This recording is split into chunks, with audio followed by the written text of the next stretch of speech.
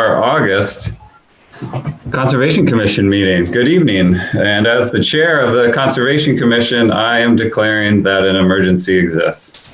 And I am invoking provision of RSA 91A2(3)B. Federal, state, and local officials have determined that gatherings of 10 or more people pose a substantial risk to our community in its continuing efforts to combat the spread of COVID-19. In concurring with this determination, I also find that this meeting is imperative to the continued operation of town government and services, which are vital to public safety and confidence during this ongoing emergency.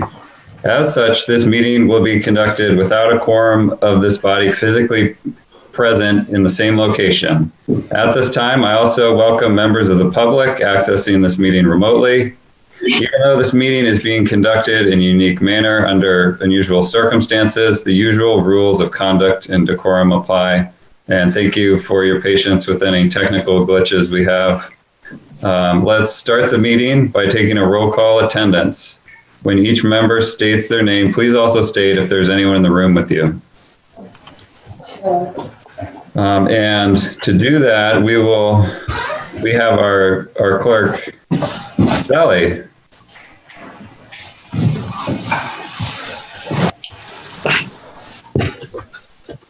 You're muted, Sally. Sally's muted. I'm going to do it in the order that you appear on the screen. Drew? Excellent. Oh, I'm here, and I'm sorry. I'm alone. Okay. Kristen? I am here and generally alone, though some might float through. Carlos? Carlos Gwendon. I'm alone. Oh, that doesn't work. And I'm Sally Ward, and I'm alone at the moment. Julie? I'm Julie Gilman, the Select Board liaison to the Commission, and I am home and I'm alone, although my husband may wander by. Bill? Bill Campbell, I'm home and alone. Heather? My name is Heather Taylor, and I'm from Phillips Exeter Academy, and I am home alone. Okay. And you're a guest tonight. I am a guest. Trevor? Trevor Matera, and I am alone in the room. My wife may come in, but probably not. Ginny? Yes, I'm here. I'm alone at last. Don? Don Clement, I'm in the room presently alone. And Jeff Clifford? Yes, Jeff, and I'm alone, and apologize for not seeing my face. It worked twice today, but it's not working tonight, so you get a mountain instead. And you're a guest, Jeff? Yes, I'm a guest. And Kyle? My name is Kyle Zick. I'm a landscape architect, and I consult to Phillips Exeter Academy. Guest tonight, Corey? Corey? Corey's muted.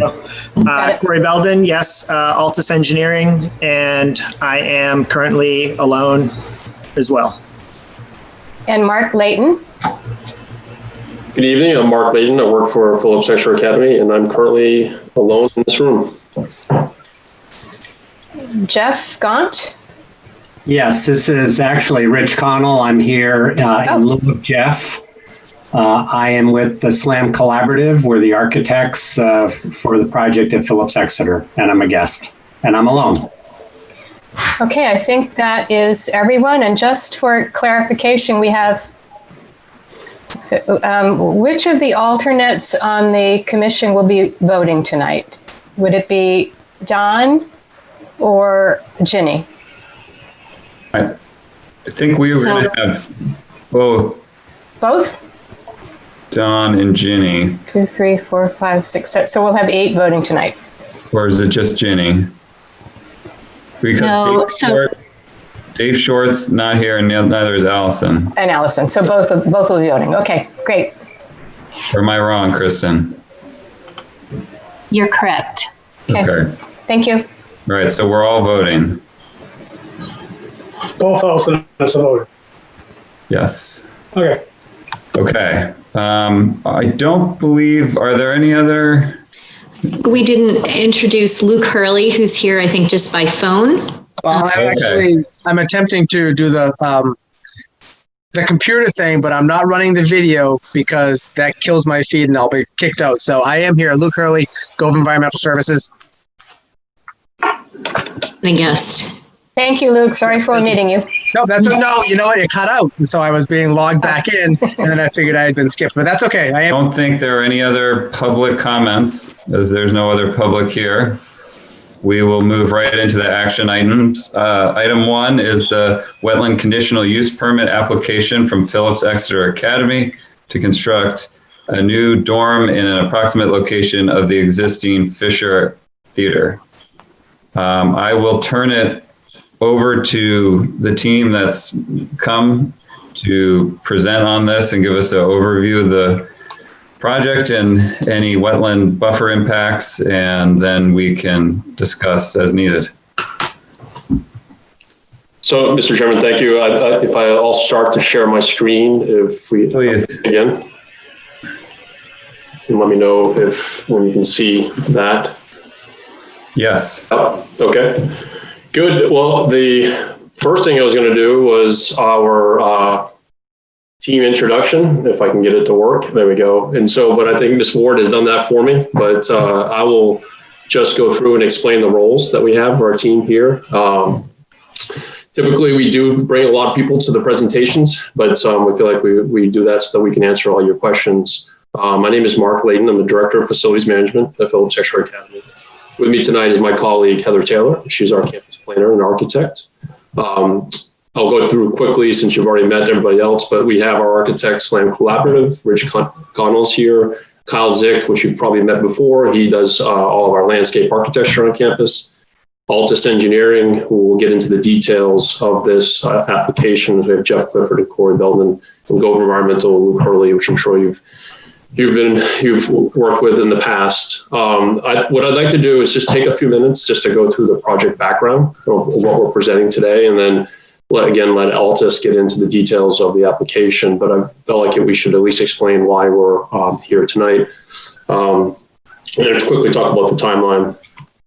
So just to get everybody's bearings, just to make sure everybody knows where this project is, you can see on the screen, we have Dow House to the left, which is a dormitory for the Academy, and we have what we now call Front Street Dorm on the right, used to be called Browning House. And Fisher Theater is centered, and that was our theater up until 2 years ago, when we replaced it with a Goel Center that is down on Core Street. And so it's been vacant since then. We've been using it for storage. So we are now working through with our team to design a replacement, which what we're presenting is a new dorm, or a new building that will be a dorm, and it will be 60 student beds and 5 apartments. And what is particularly interesting to us and exciting for us is that Dow Barn, can you see my cursor? Is that working? Okay, good. So Dow Barn is in the back here, currently just being used for storage. As part of this project, we are going to restore and actually move it slightly to the east, connect it to the new building. And I think there were some graphics in the application, and I'll show you a quick one here. The restoration conversion of this will be from a barn to 2 apartments to support the new dormitory here. So as I mentioned, it's 60 student beds, and it's roughly 2 stories here. And then on the lower level, there's support for the dorm, but there's also a potential academic space that we're also excited about that we could use for classrooms. And that exits out towards the back, which is towards this wetland area, but also towards the science building. If you're familiar with that area, it's the back or the side of the music building and back of the science building. So that's a really quick description of this project and what we're presenting here. I'm going to go to the next. This is just a quick graphic of what we hope it will look like and what SLAM is doing a great job designing. You can see here, again, Dow House on the left and Front Street Dorm on the right.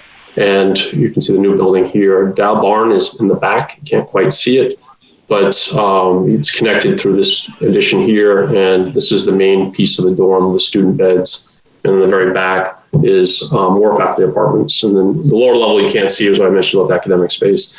So just to give you a reason, some background on why we're presenting or why we think we need a new dorm, back in 2018, the fall of 18, we actually over-enrolled, and sometimes we do that when we're successful with students accepting or applicants accepting and coming to school. And so we were over by about 40 to 50 beds. And so it really highlighted when we went through all of our dorms that when we look at what we think are adequate student rooms and beds, we were actually short of what our target of 850 boarding students. So we estimated that we were around 836, and 850 is based on the same student enrollment that we have right now of 1,060 kids. And so our target is around 80% boarding and 20% day. So with this dorm, we are not planning to increase enrollment at all. It's keeping the same student population that we have and the same boarding population, but trying to fill the gap of not having what we feel like are enough beds. The other thing that complicates that is as we renovate our dorms, and we have one currently under renovation right now, which is Wentworth, we tend to lose beds by code upgrades. Bathrooms get bigger, accessibility needs, elevators. And so as we renovate, we typically lose anywhere from 2 to 5 beds on the bigger ones. So that again adds to the deficit. And so over the next 10 years, we have a pretty aggressive renovation plan. And so we hope to renovate 6 to 7 dorms. And so the numbers add up pretty quickly. The other thing we're looking at through our campus master planning process is converting some of the smaller wood dorms to other uses they're just a better use of the structures. They're small. We feel like we can get a better, more efficient use if they're converted to either faculty housing or administrative spaces. So when we look over the next 10 years, it's pretty important for us to have this new dorm to make up beds and also to cover what we anticipate as future loss. So that's one of the things I just wanted to highlight, that in some presentations that we've done, the takeaway was that we're increasing enrollment, and we absolutely are not increasing enrollment. And so this is really just to make up for beds that we either are losing or don't have right now. The other advantage of this project is that we could use it as a swing dorm as we renovate, and which potentially could really save us significant money over the projects over the 10 years that we want to renovate. If you're familiar with Wentworth Hall on Court Street, it is a 2-summer renovation. We're in the second summer, and it's expensive to have a contractor there for 2 summers, and it's a really significant impact to the campus. So with a swing dorm, we think that will allow us to take a dorm offline and to continue and be more efficient with the renovations. So that, just to give you the background again of why we're hoping to be successful with this dorm. And we also settled on this site after looking at an entire campus. We had several spots that we were interested in. We have this one and a few others that we're still focused on. But this one is unique to us because we felt like it's a really good reuse of the site with Fisher, and that the location being adjacent to these 2 dorms, it's really important, and actually creates this small community between these 2 by adding a 3rd dorm, and which is important to the campus to create these communities. If you look at our campus, we have quads all over campus, and it's for our kids and the age of the kids. If you drive through our campus or walk through, you'll see the kids out all the time when the weather allows, and they really congregate at these quads. And so it's important for us to create those spaces, and by adding a dorm here, we feel like it does that, and so we're really actually proud of where we're thinking we're going with this. So I'm going to pause real quick, Mr. Chairman, see if there's any questions on the background or details. No, I mean, thank you for the overview. Okay. That sounds good. We have a fairly limited scope here, I would say, in terms of we're looking at the conditional use permit. So, I agree. And one of the things that I thought was important, since this is the first time we're presenting this to the public, we wanted to be clear that we're not going forward next summer with construction, at least at this time. And so, and just give the background, because again, we're concerned, or we're sensitive to the community, that we're not increasing enrollment at the campus. And so we just want to make sure that we communicated these points clearly. The other thing is on the timeline, we are only approved to go through design development, which is where we are right now with our design team. We are doing some fundraising. Of course, with the global pandemic, it doesn't help any of the fundraising that we're doing. But so we're going to probably pause after we get through this stage and really just wait to see what happens. And but like I said, we're excited about the opportunities, and we hope that we're successful in the fundraising. But again, I just wanted to make sure, especially for the public that are out there, that we will pause and wait until the funding is underway, until that's sealed. So I think with that, if you don't mind, I would like just to hand over to Altus Engineering, Corey and Belden and Jeff Clifford, and ask them to get into the details of what we're here tonight for the application. Thank you. Excellent. Thank you. Can I ask a question at this point? Yeah. Are they going to be singles or doubles or mixed, Mark? So right now, there's a percentage of these beds are doubles. Uh-huh. But with the pandemic that we have, with what we're learning now, there are options. They're very efficient, and the proposed design of this is a very super insulated building envelope. Sustainability is very important to us on campus, and so we're really looking at through with our team about trying to incorporate as many of those as we can, or goals. And so when we looked at the doubles, they're very efficient, the doubles. And so one of the things in a pandemic like this, we could convert them to singles, and it would be a little bit of a large single. But that's part of what we've looked at now to see is that right? Is that the right approach to continue with doubles? Too bad you didn't use the building that's there now. The kids could listen to the rain on the roof, like that always kind of interrupted plays during. Yeah, people pay a lot of money for those sound machines now. Yeah. Okay.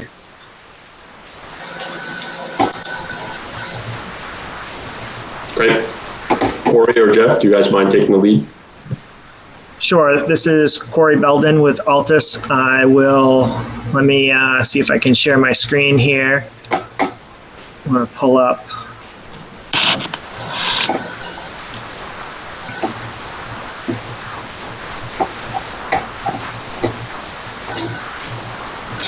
And can everyone see I have pulled up the CUP plan? Is that available? You can see it. Can everybody see the conditional use permit plan on their screens? Yes. Yes, great. So the existing Fisher Theater, it's an old Butler-style building. This building will be demolished as part of this project. This site was constructed in early 1970s. So this is prior to stormwater regulations, wetland setback regulations. So the existing building and a lot of the infrastructure and supporting amenities around the building are currently set back into the wetland buffer area. This plan, if you can see my cursor, shows the limited use setback line, which is a purple cyan line that the hand is following. This goes from a 25-foot. There's an intermittent stream that basically runs until the footbridge crossing, and then on the east side of the footbridge is a wetland, poorly drained soil wetland. So then the limited use setback becomes 40 feet. So it goes from 25 feet to 40 feet. And then the blue line shown on the plan is the 75-foot, no parking, no structure setback. Obviously, there's a lot of development already within this setback area. And there's a lot of reasons for the existing building or the proposed building to follow a similar footprint. We were initial development, we were looking at utilizing the existing foundations. Looks like we're probably going to be replacing those, but we're still holding the existing building, the northern face of the building, so we won't encroach any further into the setback area, but the proposed building will, on the north edge, will hold that same setback line. The new building, looking at the down on the south. Oh, well, also the existing site. Many of the utilities that are servicing the building are accessing from this north side. There's sewer, there's electrical, water service. So there are a lot of a lot of service utilities coming in from this area, and there's an existing gravel driveway that accesses, traverses around the building. The proposed plan, as you can see on the lower viewport, we will, there'll be a very slight increase of building area within the setback, and we'll be constructing we'll have 5 faculty apartments within this building, and the Dow barn that will be reconstructed. So we'll be providing faculty parking spaces along the western side of the building in order to minimize the grading into the buffer area. We're constructing a retaining wall at the northern end of that parking area. We'll be providing 3 subsurface stormwater galleries to infiltrate stormwater with deep sump catch basins for pretreatment, both on the east and west side. There's also one not shown that'll be on the south side of the building in the front lawn area.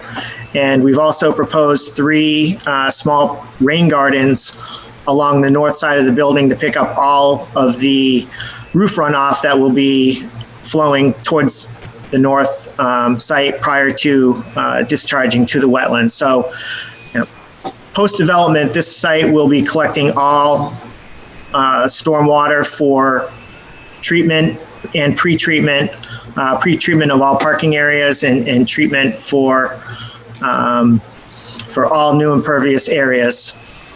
The green area shown on the proposed plan, all of these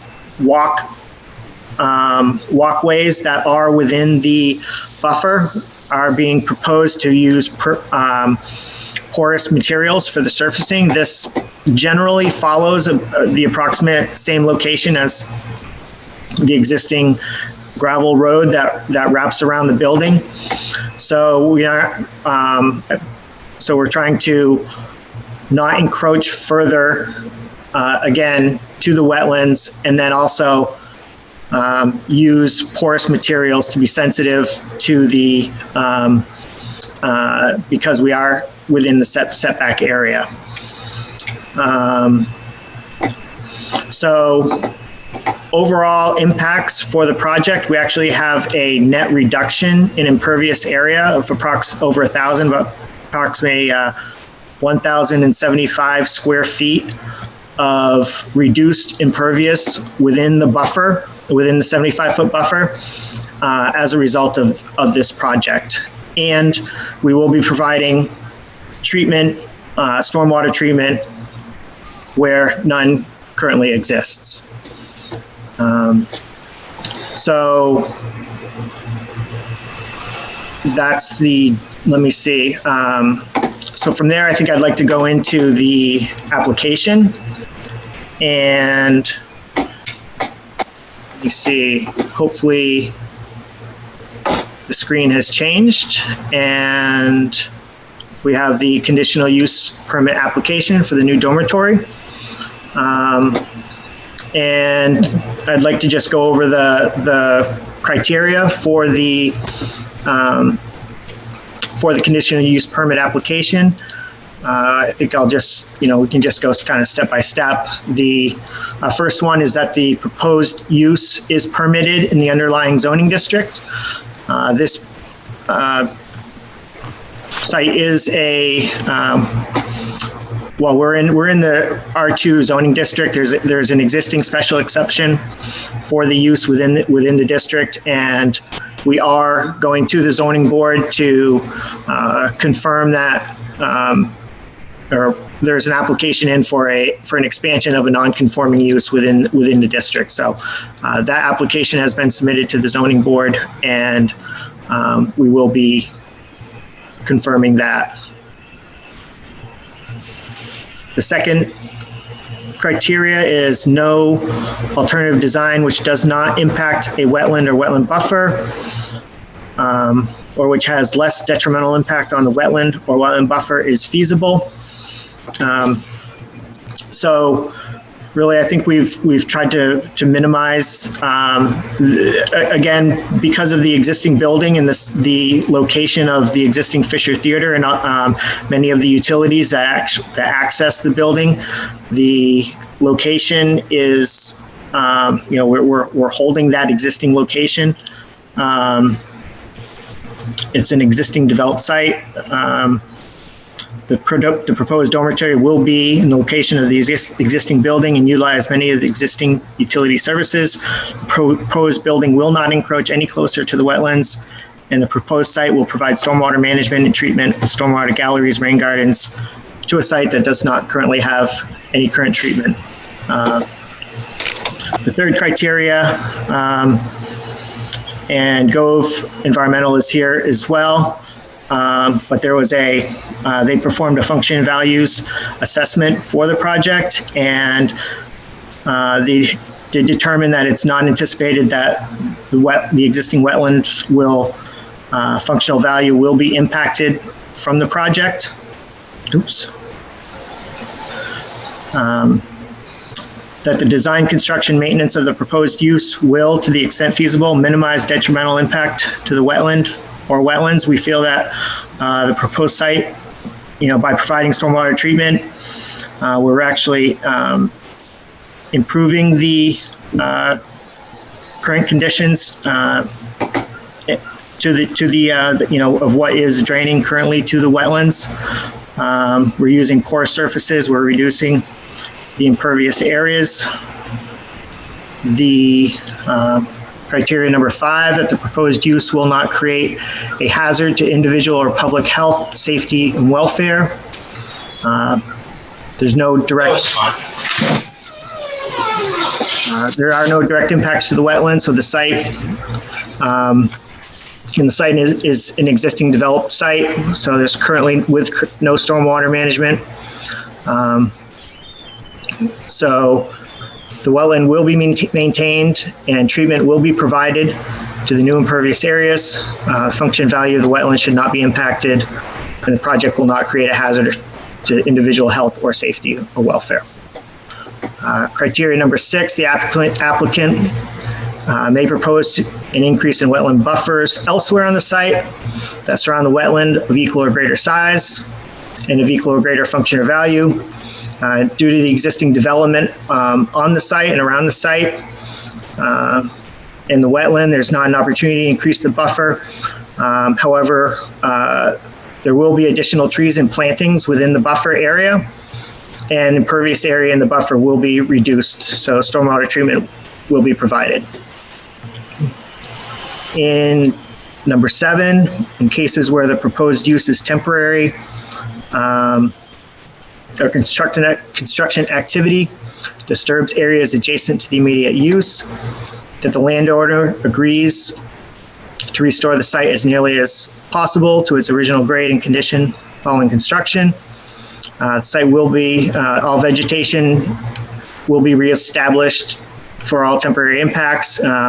There is a pretty robust landscaping plan that was included in the plans, so everything should be restored to existing conditions. And criteria 8, that all required permits shall be obtained from New Hampshire Department of Environmental Services, Water Supply and Pollution Control Division under RSA 485A 17.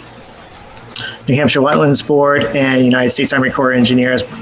Because there's no direct impacts to the wetlands, does not require New Hampshire DES wetland permit, and no filling within Army navigable water, so Army Corps Engineer permit. It's not required under Section 404.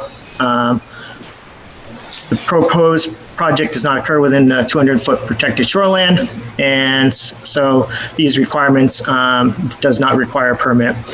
We also, New Hampshire DES AOT also concurred that this project does not require an AOT permit. So we have no obligations or no permits required for New Hampshire DES for this project. The only thing that will be required is the EPA NHDES NPDES will have a stormwater pollution prevention plan will be required, and notice of intent will be required prior to construction. So I think that,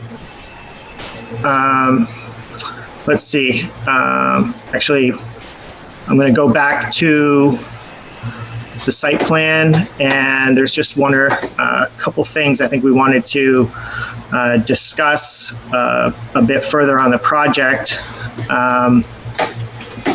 And if I go to our overall site plan,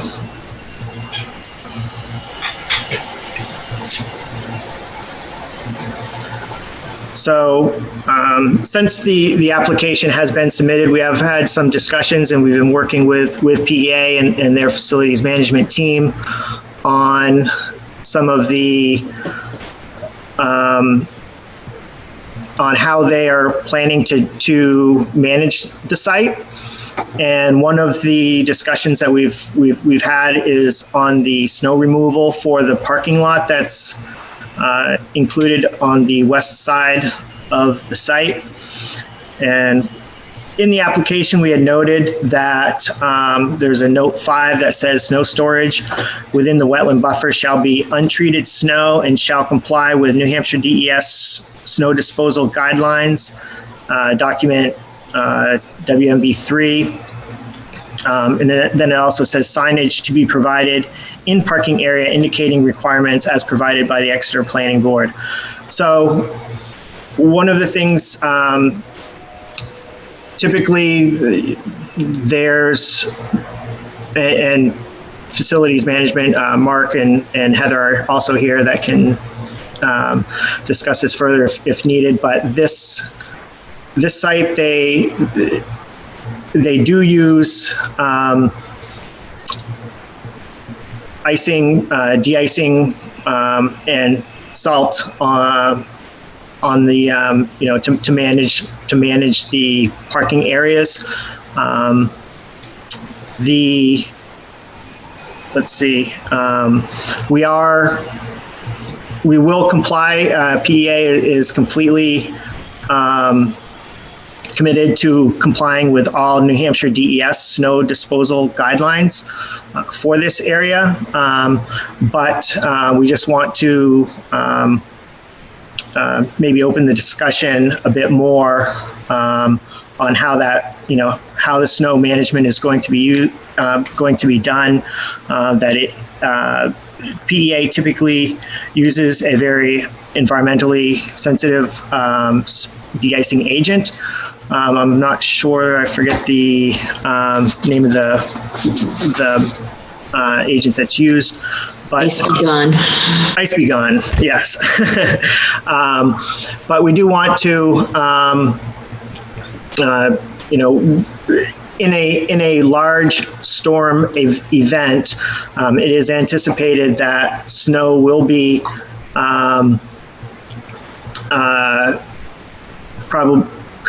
will be picked up and dropped over the retaining wall into this area that is close to the buffer. So again, just opening that up. I think that we're still outside of the limited use impact area, but this snow currently will not be completely untreated snow within that parking lot. So we just want to be forthright and talk to this committee about how that will be handled. Corey, I just want to add that as part of those guidelines that the state has updated to 2020 is to use silt barrier below the snow storage, and also to do a post-melt cleanup. One thing that's very interesting in the snow disposal guidelines is that they actually want you to store the snow relatively close or near to moving water. And I think they say that because they want it, they don't want you to have a concentration of chlorides. And we're actually going to talk to DES a little closer too about expanding on this newest guidelines that they put out in 2020. But it doesn't say on the drawings that we'd be putting that silt fence in and putting the managing the post-melt situation, but we can add those drawings as part of the site plan application as it moves through the planning board process.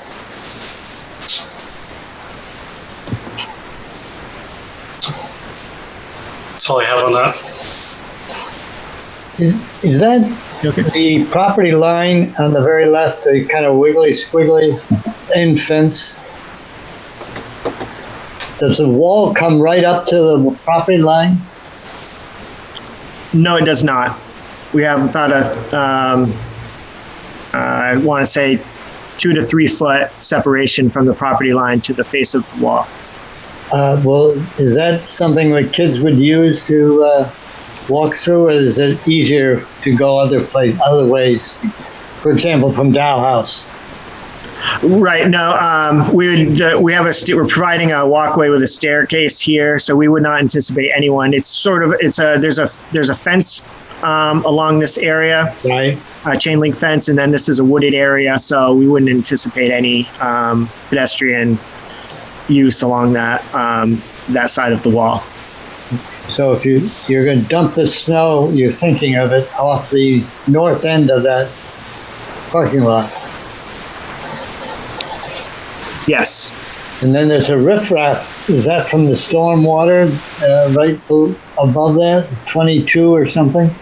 Yes, that's these stormwater galleries. So we would be discharging. They would outlet to this area. We'd have some riprap to slow any velocities, and then that would flow back into this intermittent stream and flow down, to the wetland. And then there's an existing outlet from the wetland down in this eastern corner of the wetland, and then it goes becomes subsurface drainage system. It's piped and then travels through campus and then until it exits out.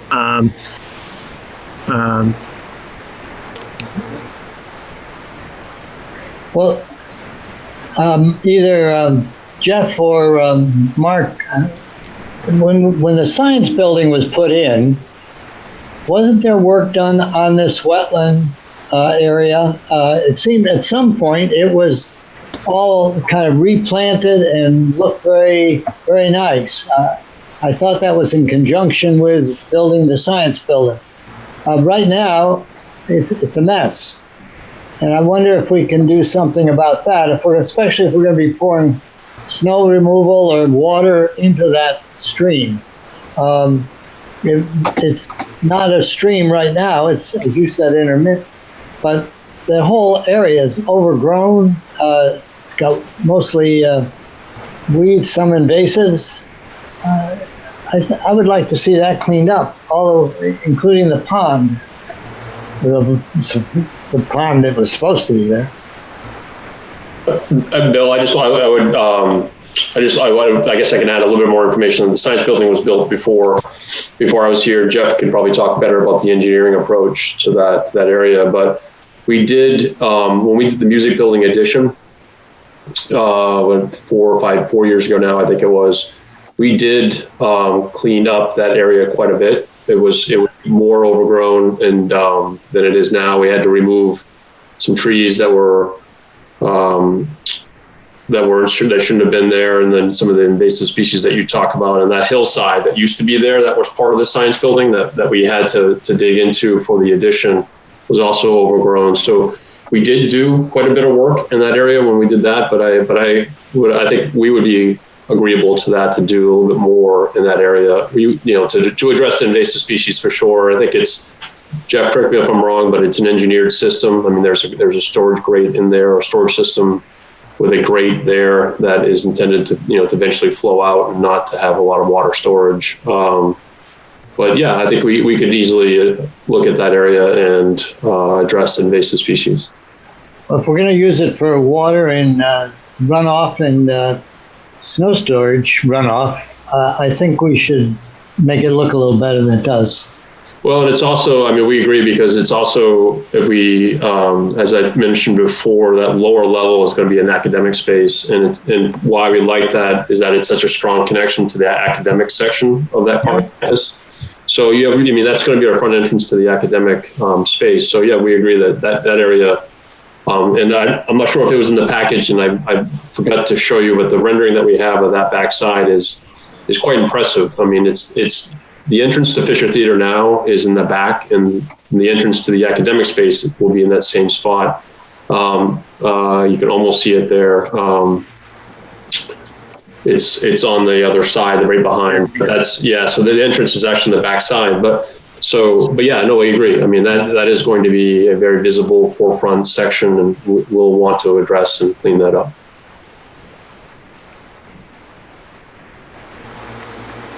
I think that's very impressive. If we have time, if there's interest, I have one in what I had, and I can show you the view from that angle, from the science building angle, and shows the entrance to the academic. And there's a set of stairs that goes up to the Front Street quad section. So our architect, our design team has done an outstanding job with the architecture and the site planning. I don't mean to dominate, but the other thing was that there are 3 beautiful maples in a clump out in front on the Front Street side of the Fisher Theater now. The picture that we showed from Front Street showed all nice plantings. Are those 3 trees going out? Will they have to go? I know, Kyle, do you want to answer that? I mean, yeah, we've looked at those maples and had an arborist look at them. And actually 2 out of the 3 have a lot of rot and have some structural issues. Okay. Yeah.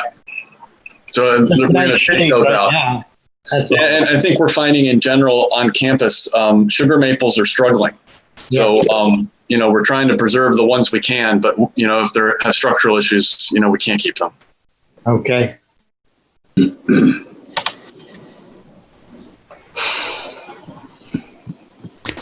My observations along the same lines. I'm in total support of the landscaping component of it, making sure that invasives are certainly removed, certainly not introduced, and ideally, and in general, I love what's been done in areas in the campus with local New England, and diversity that attract birds, butterflies, and whatnot.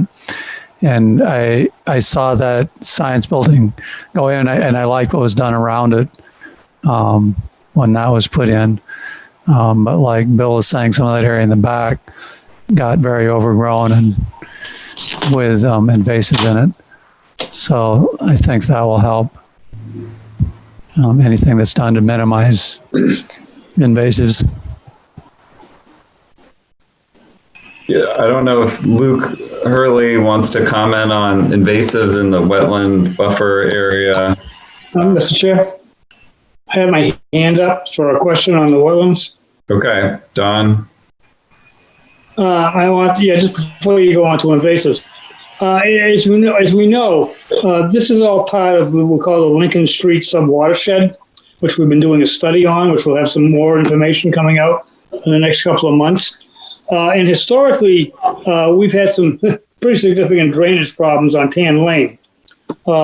This, I'm hoping, is not going to accelerate, or it's going to help minimize that drainage problem that we've had historically in the past, because that intermittent stream has been part of that problem.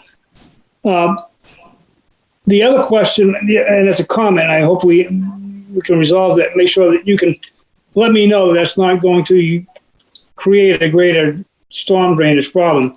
But the second thing is the bays that you're putting in. How effective are they in eliminating nitrogen? Is a question I have. Because what we're trying to do is reduce the nitrogen load entering into the Squamscott River.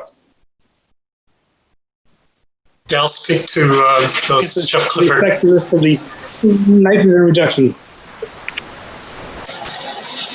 Yeah, thanks, Don, for your questions. In terms of the nitrogen, there is published data that UNH has and others. I can't quote the numbers right now, but one of the most effective things you can possibly do is infiltrate the water.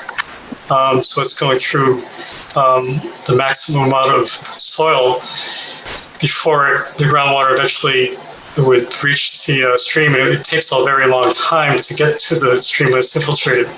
So that first flush, we're basing this design on both the new, relatively new Exeter regs, which are parallel closely to what the New Hampshire DES requires. So we have what I feel is a very high level of treatment with filtration and infiltration. Unlike some other types of best management practices that really don't do much in terms of, say, a wet pond, it doesn't have the filtration aspect to it. We don't have wet ponds. Everything here is subsurface and promotes infiltration for that first flush. And we'll provide the actual published numbers for nitrogen removal for that. I just don't know off the top of my head. And now I'm forgetting which is the beginning question you had. You had a two-part question. Yeah, the first one, Jeff, was about the historical stormwater problem. Okay, so I've worked closely with Phillips Exeter on this issue about Tan Lane, the drain that goes through the middle of campus, which used to be Kimmings Brook. There's studies of Kimming Brook that were done. The town has done studies about the flooding of Tan Lane. And when I first came to this area, I was always interested in this drainage route right behind Fisher Theater.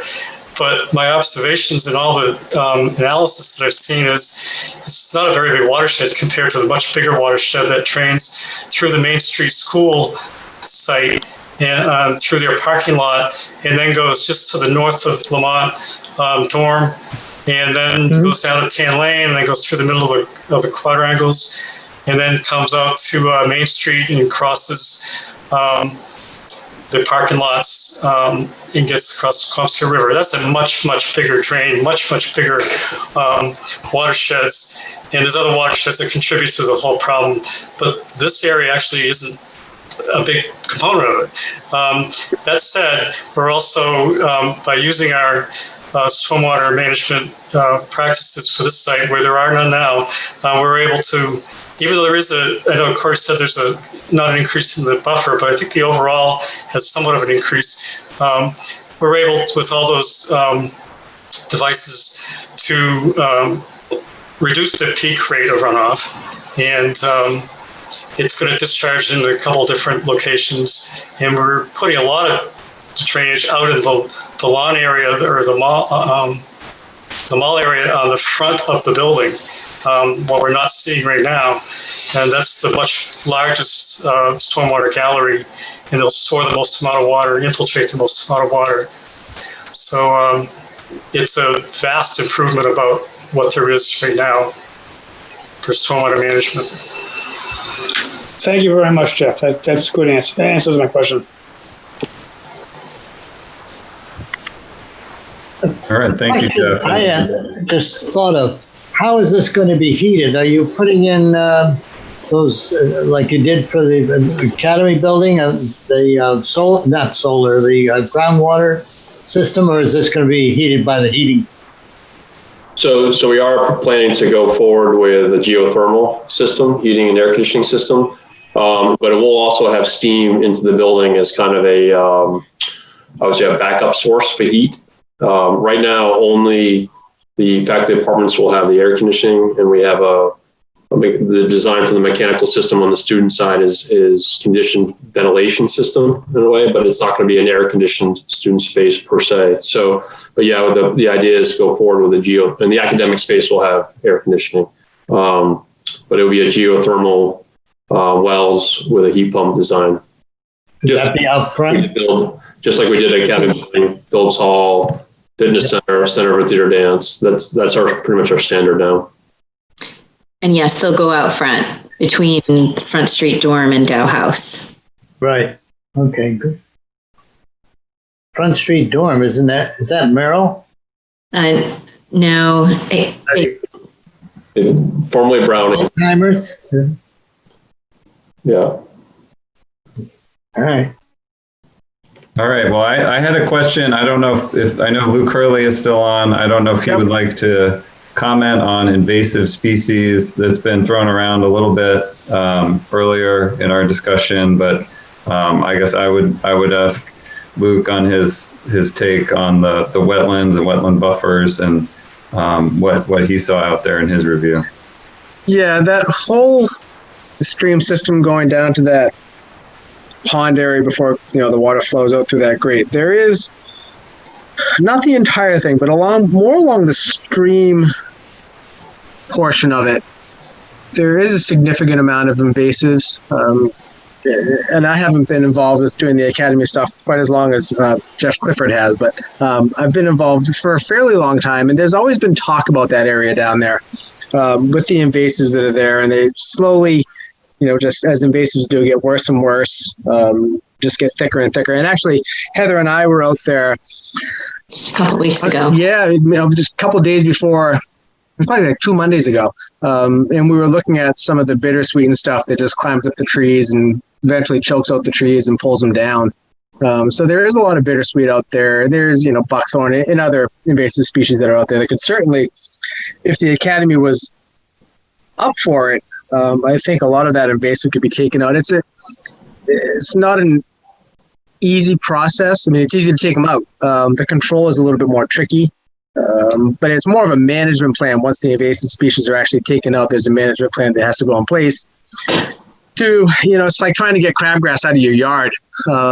You kind of have to stay on top of it and have a management plan in place for a couple of years at least for any new sprout ups of whatever the various species are that you're targeting, to make sure that they don't come back. And if they do, you control them before they get too exacerbated again. But I think that's certainly something that could be done down in that area.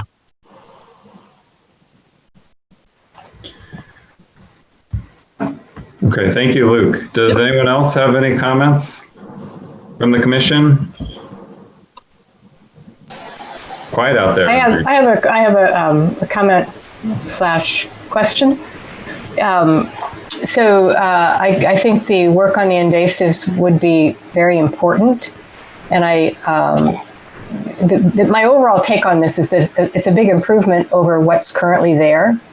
So it's not, we were starting from scratch, that would be a different issue, but we're not starting from scratch. We're taking a site that's already been developed and improving it in many respects from a conservation point of view, which I think is positive. But now is a moment to address what's going on in the wetlands, and the invasives would be an important part of that. So I would like to see that part of the project, to have a commitment to dealing with the invasives that are in the wetlands. So it's further improving the quality of the wetland over and above the structural issues that will go into the new project.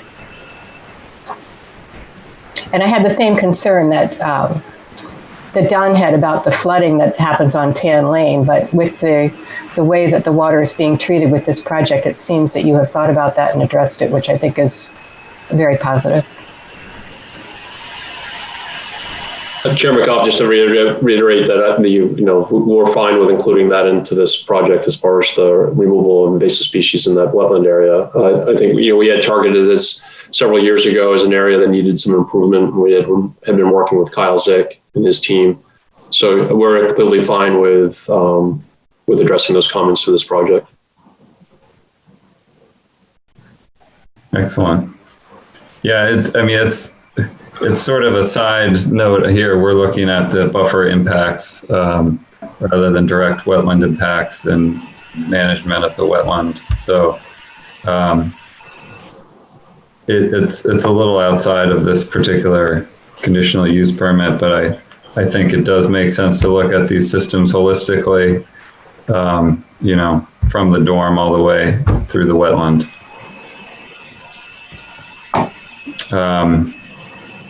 Okay. Do we have any other comments? Yeah, Drew. Trevor? I just wanted to say too, like from my point of view, I don't know as much about the invasives, but I'm certainly pleased to see the reduction of impervious surface, improvements in stormwater management that aren't going in. That looks great. I guess again, going to Don's point about nitrogen reduction. And I'm also a proponent of redevelopment when you can, using existing sites that have already been developed in new and better ways. And I feel like this is really a great example of where you can take something, breathe some new life in it, and at the same time, realize it as an opportunity to put in more conservation, environmentally friendly answers, such as the improved stormwater management. So I think I'm pretty pleased with this design as it's looking. Excellent. Thank you, Trevor. It is one, we're looking at this perspective drawing, the reuse and moving the barn into the back there is a pretty neat aspect of this project that's outside the wetland buffer impacts, but I think is a neat touch to see in this. So that's going to be quite an interesting day out there to watch that building get jacked up and move down the road there a little bit. That would be exciting. So does anyone want to make a motion on this? Unless there are further comments? There's the snow storage. Yeah. There's also, it sounds like the maintenance is going to be the real key to this, and I assume there will be maintenance plans for the porous pavement to maintain them, maintain their porosity to allow water to infiltrate them and not get filled with silt and sand as they can. It sounds like we need a maintenance plan for invasives within the wetland itself, as long as, and also addition to sort of a plan for how to handle the snow storage and the stormwater detention ponds. So it sounds like some thought will go into the maintenance of all these structures that have to be built, because they all do need maintenance. So I guess I would just highlight that your ongoing plans, and I know that you probably have these in place, but that is key for the porous pavers and porous materials to work in the long run, as I'm sure you're aware. Well, Drew, could we maybe go with the third option there, that we've reviewed this application and recommend the wetland conditional use permit be approved as noted below, and then add these things, just some of what you just said. I would like to add that invasives be removed, or plan to remove the invasives, that they investigate the intermittent stream be restored, maybe is something. I don't know quite how to put it. That they're going to be doing something about snow storage, which will be affecting that stream too. But I think I'd be willing to say, go ahead with these conditions, but I'm not sure I'm wording them right. That sounds like a good idea, Bill. I would not include something about stream restoration. That sounds beyond the scope of what we've discussed here. Well, yeah. Plus, if we asked them to restore the stream, then we've made them have to pull a wetlands permit. Yeah, exactly. So we're not, I don't think that's well beyond the scope of what we're talking about here. We're talking about some potential invasive management and also stormwater management, maintenance plans, and impervious cover maintenance, or pervious cover maintenance, I should say. Mm-hmm. Just a question, I guess, for this committee. My guess is that under the site plan review through the planning board, that will be a requirement. Yeah. Stormwater management too, correct? I mean, that's typically what we do. Is that's part of that whole process that we commit, or even I think include the commitment to that. So just throwing that out here, that will be, we have to go through that site plan approval process. I'm sure they'll address that too through that. Yeah. And we just recently submitted to the planning board as well. It has a full set of drawings. And in that full set of drawings is an entire page of stormwater, both during construction and then post-construction. And it has a management plan. It has a whole matrix of what each best management practice is, how it's supposed to be inspected and then managed. So similar to many of the projects that we've been doing in Exeter recently, and we also provide a 8.5 by 11 write-up of much of that too. So it's part of a plan that gets, I think it gets recorded by the town. Excellent. Yeah, Mr. Chairman, I agree that I've seen the planning board. They do require management plans for stormwater, for snow storage as part of the conditions. I would add though, if the motion is to approve the CUP, the conditional use permit, I think we can make reference to with an invasive removal management plan included. That is usually beyond what the planning board would ask for. So I think we could ask for a condition for a invasive removal management plan. Is that a good term? Yes, I think that makes sense. Why don't we just leave it at that one condition, knowing that the site review process will manage the other pieces there. I'd be good. I'm good with that. So make that a motion with the what I read before with that one condition added on. I second.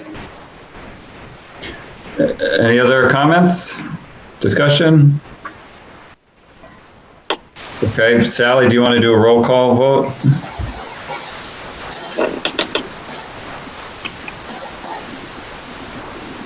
I was muted. I vote yes. Carlos? Yes. Drew? Yes. Bill? Bill Campbell? Oh, yes. I'm sorry. I thought. Ginny? Yes. Julie? Julie doesn't vote. Yeah, I'm not Julie a doesn't voting vote. member. No. Oh, sorry. Trevor? Yes. And Don? Yes. Okay, done. Passed unanimously. Excellent. Thank you, Sally, and thanks to all those presenting here tonight. Sounds like an interesting project, and we'll be curious about when it starts going in. Yeah, full speed ahead. Thank you. Thank you. Have a great night. Thank you so much. Thank you.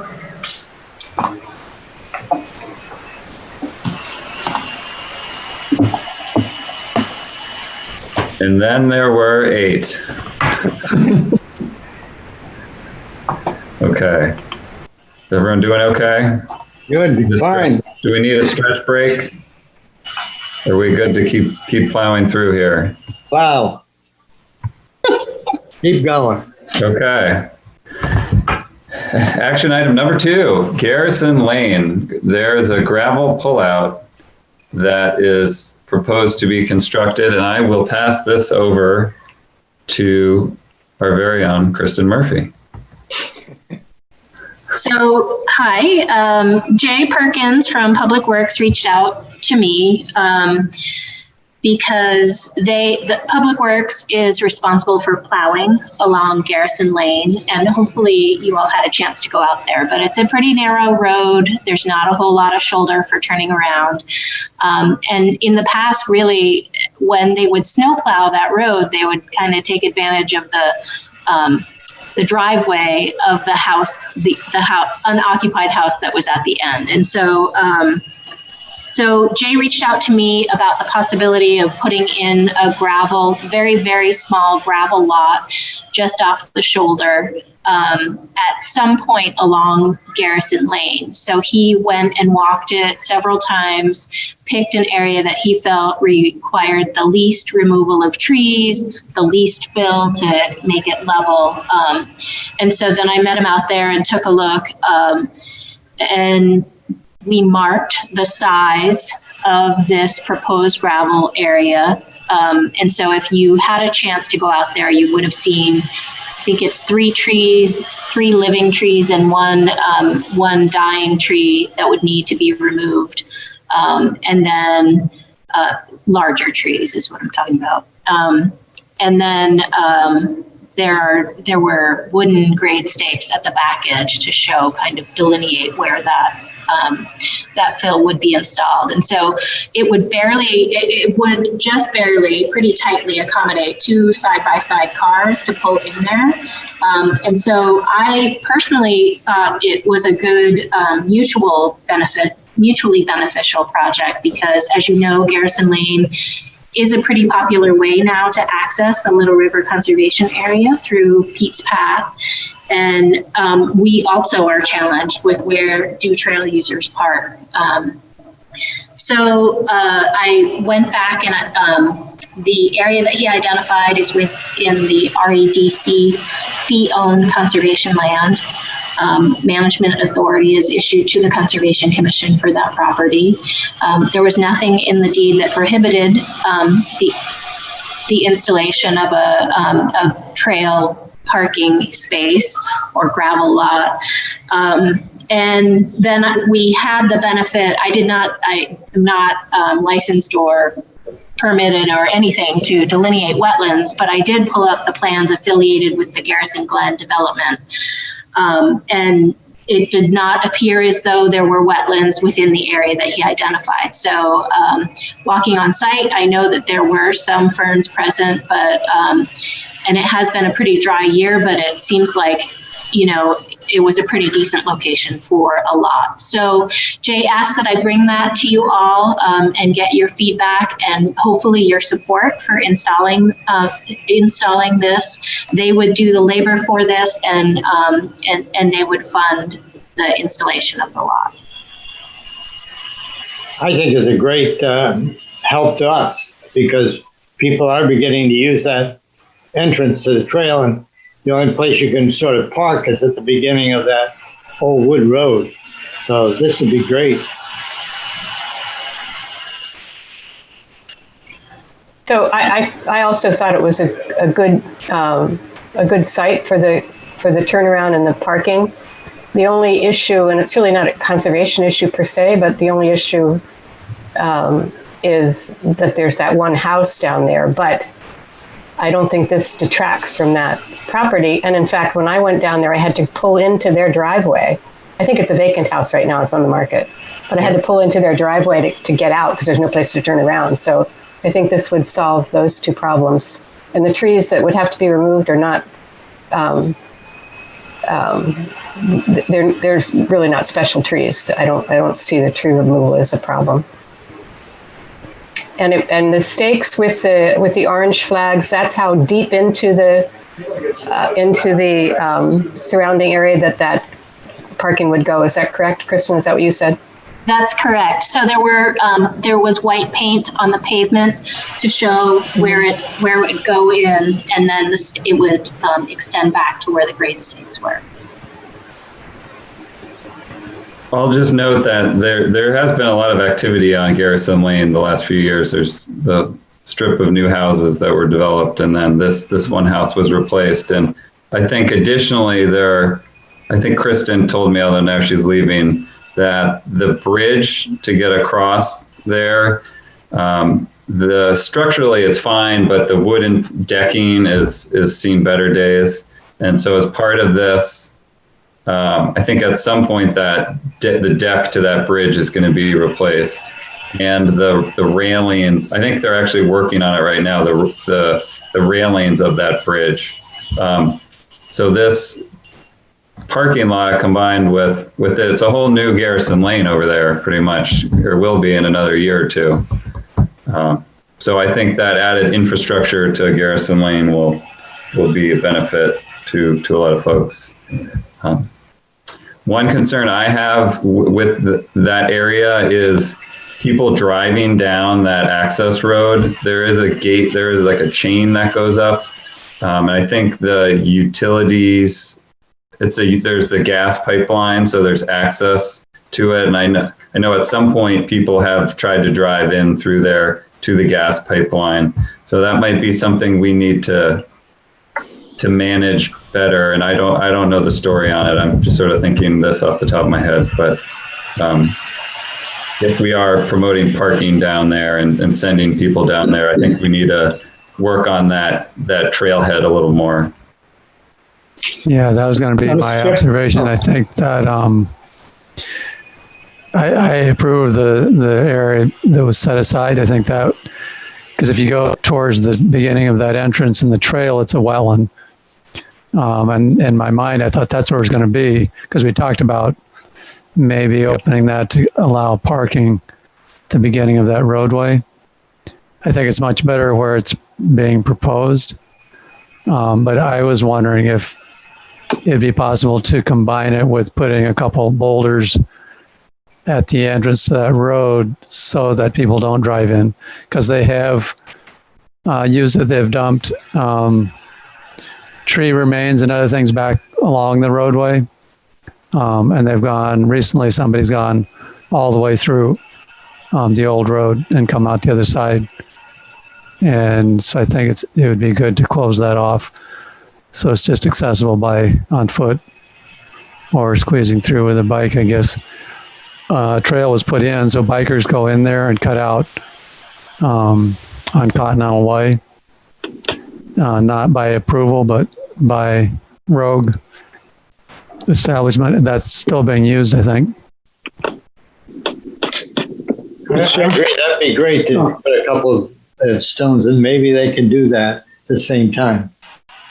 Mr. Chair? John? Couple of points. I see this more as a turnaround to accommodate DPW that can be used for some off-road parking rather than promoted as parking. Second of all, to the idea of putting stones or something to block that road, I think you got to check, because this is Garrison Lane. It still exists on paper as an actual road. I think it's a Class 6 road. And I think there are rules governing access on a Class 6 road. I think they need to be looked at before we try to block it off. So there's some legalities here that I think need to be checked on. And I'm not sure what they are, but there's certain things you can or cannot do, because it's still, on paper, it's still a road, I believe. Well, I wonder when they took the other end of it, when the buildings went in, excuse me, up above, whether that negated the condition. But I agree with you, Don, it should be looked at. Yeah, I don't know, Bill. I'd rather be on good legal footing before we do anything. Yeah, I wasn't suggesting we immediately go out and do anything. Kristen, you have your hand raised. Yeah, just in response to that, Garrison Lane was one of the roads that was abandoned by town meeting. And I don't remember the year. I think it was 2015 or maybe even 17. Doesn't seem like it was that long ago, though. But in terms of boulders along there, that is still used as an access way for maintenance by the gas company. So I think it would be a little challenging to do something like boulders, and obviously a gate would have some expenses, not just labor time for public works. So I wouldn't be able to commit to something like that, but we can certainly open it up for discussion if it, because Carlos, that dumping was pretty significant. So I'm happy to raise that to Public Works, but unless the commission is willing to help support some costs, we might need to have further discussion about a gate.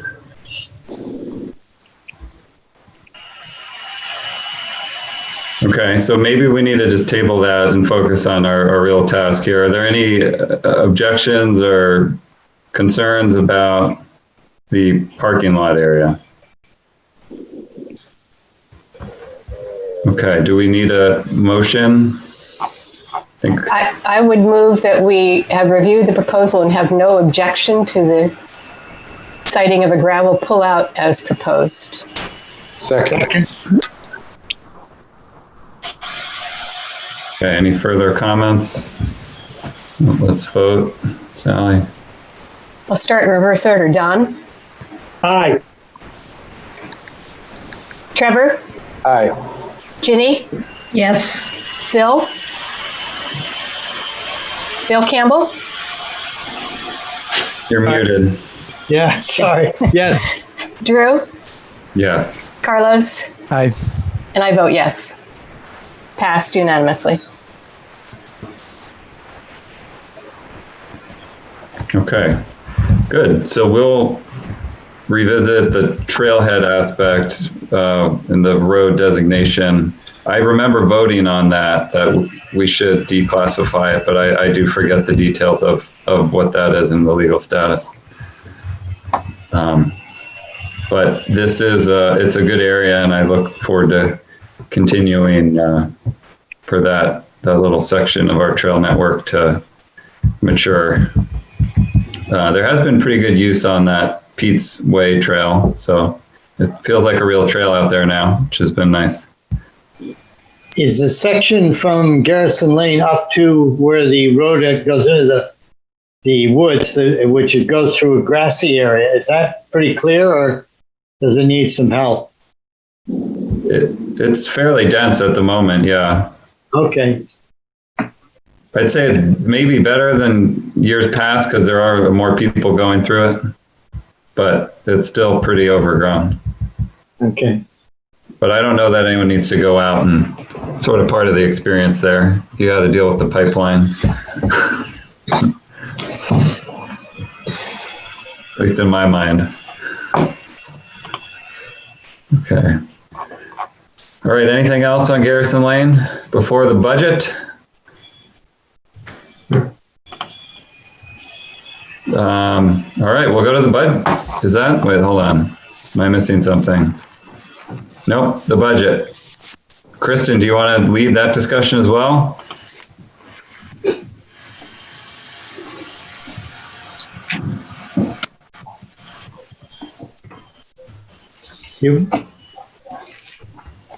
You're muted, Kristen.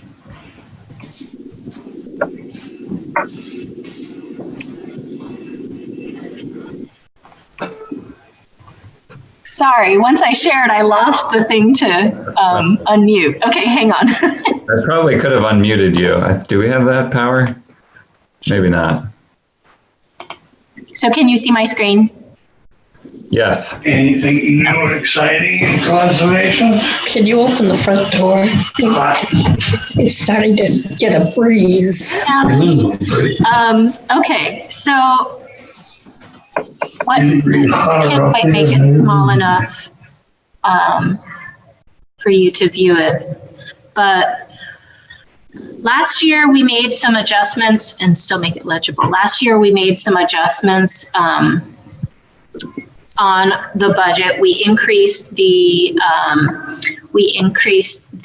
amount that was dedicated for education and training. So the 2019 amount was for education and training was 170. We bumped it to 180 we bumped it to 450 last year.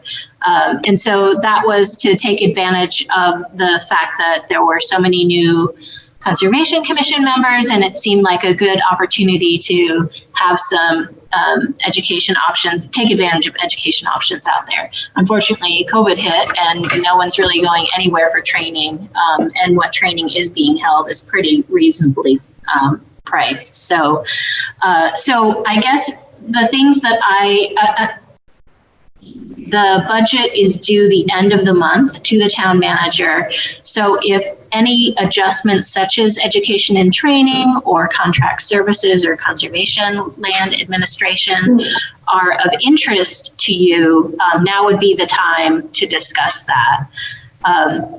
So like I said, maybe some changes to education and training, or maybe we want to keep it high so that you can still take advantage of those. I just wanted to make sure you had a chance to discuss.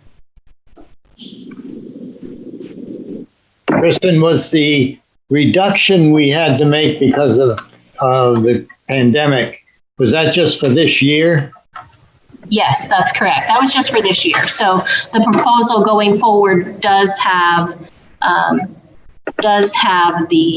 shrunk it because I wanted you to be able to see it there. It does have the funds for the recording secretary and the seasonal interns. Okay. Again, could you roll up just a little bit so I can see which years those we're dealing with? Oh, all the way up, yeah. So, The headers are. Yeah, I don't know where they went.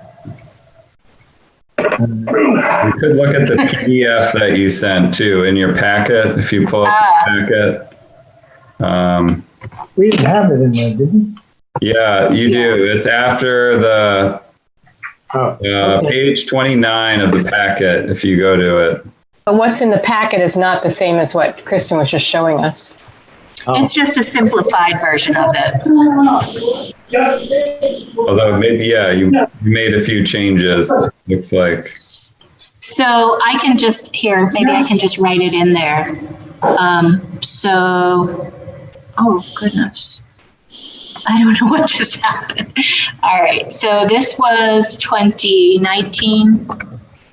This was used 2019. Oh, we're not saying we shared screen again. Sure. Oh. Yeah, I need help with this. Sorry. How about now? Oh, there we go. Okay, so can you see 2019? Yeah. Expended in 2019. This is 2020. And then this is, let's see. Not to derail you here, because I think you're doing great typing it in, but if you click on 1 and drag down to 7 and you highlight both of those rows, try that. And now, now you had it 1 and 7. And now that's fine. And now right click in there and unhide is the very bottom. Oh, thank you. There you go. Oh, you're perfect. Then maybe I just need to delete these. Why it expanded to show 2020 all the years. I think you just need to use your packets, guys. I'm sorry. This is making it harder. Yeah, there's other years now popped up. So what is the bottom line? I can share my screen. How about that? Okay. Yeah. I have it up. Okay. I'm confused now. What is the total budget that we're presenting? So level funded would be 10,039. Okay. So and that's our goal, and that's what we've been asked to do, correct? Yes. So we were asked to present a level funded budget. Any increases in the budget should be only those things that basically are out of our control, requirements, legal requirements, or requirements mandated of our departments that we have no control over. So it's fine to switch among the categories, but still, the goal is to get back to 10,039.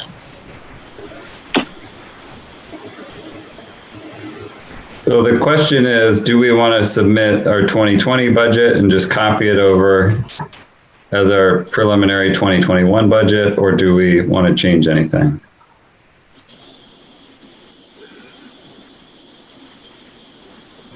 So some thoughts, we decreased community services from 850, which had been something we were doing pretty regularly, down to 500 to accommodate the added expenses for education and training. So I guess bottom line, do you anticipate using additional education opportunities in 2021? I would say I wouldn't anticipate that we're going to use additional, particularly given the circumstances, but I don't have a crystal ball. I would suggest that we submit what we proposed for what we submitted for 2020, since we've been asked to do level funding. I don't think there's any obvious way that we can move things around that makes sense at this juncture, but that's just my preliminary thought about it.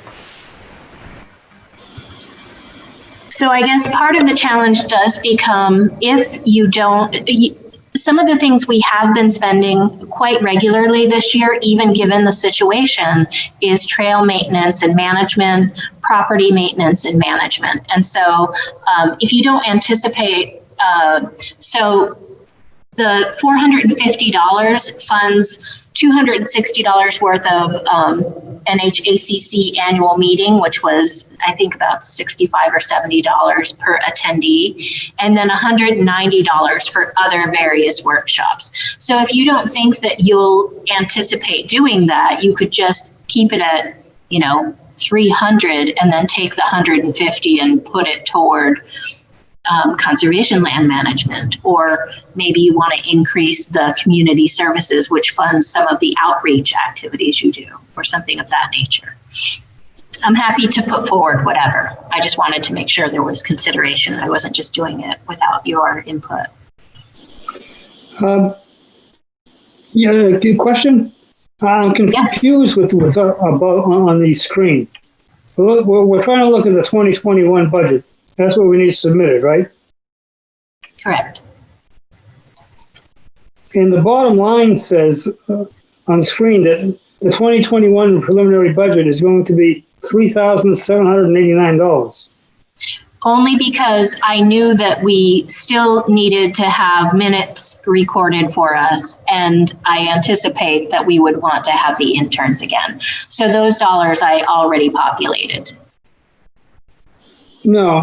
Okay, okay. Let me rephrase the question. The 2020 budget, as approved, shows $10,039. Correct? Correct. The 2021 preliminary budget number shows $3,789. It's just we haven't filled it out, Don. So the question is, are we going to copy all those values over from the 2020 budget onto the 2021 budget and have it line up to be the same dollar amount, $10,000? Or do we want to move some of those values around? Well, we can always do that after the budget. Well, what's approved is the bottom line, which is the Conservation Commission total. I think the Commission has the ability to move numbers without exceeding the total amount of the Commission budget from these other items. I'm always concerned that we need enough money in trail management, maintenance, or mowing as we get more and more lands to manage, that we don't want to shortchange ourselves there. Yeah, I'd agree. We're also getting lots and lots of use. So I think there's going to be more maintenance involved for this coming year. I agree. I would like to up the trail maintenance. I'd like to see people make use of the education training budget more. But if we're not going to do that, I didn't see the figures before 2019. we could do, as Kristen suggested, lower the 450 to 300 and put the 150 up with the 1350 above, making it 1500.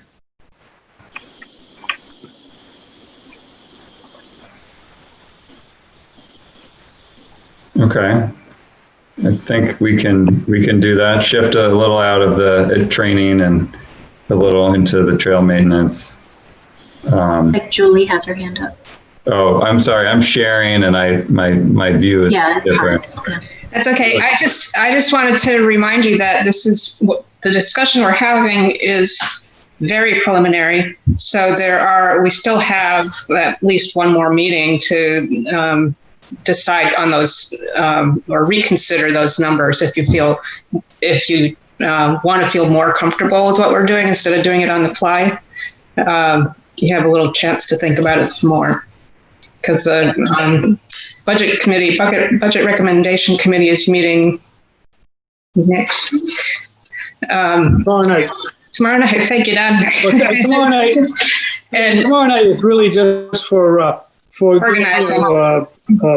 Organization, electing a chair and a vice chair and setting up the subcommittees. So there won't be any budget review because there's no budget yet. So it's an organizational meeting.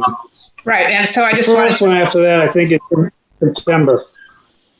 Yeah, and so I just wanted to stress that you don't have to, that they still have time to reconsider these numbers after you look at them populated. So what you're saying is, the preliminary budget is due on August 28th, but then there's opportunity to review it after that date. I believe so. Yeah. Okay. Has the select board set any limits? Not yet. Any suggestions? No.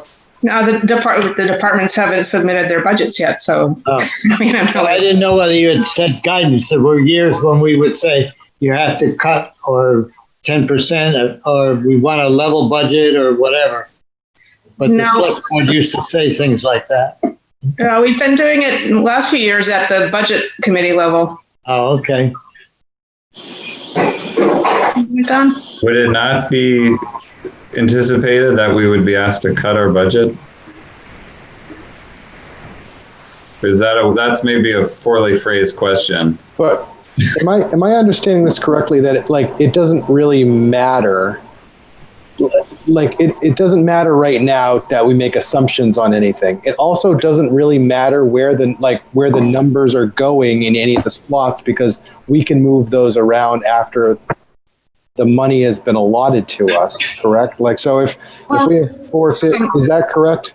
We've had mixed things. There has been. It's very challenging to do that. Pushback we've had a hard time when I was the treasurer, that we had trouble getting reports, and there was some pushback from accounting. I think we can in theory move money around, but practically it's better if we don't. Yeah. So am I muted? No. Just to give a little bit of the background.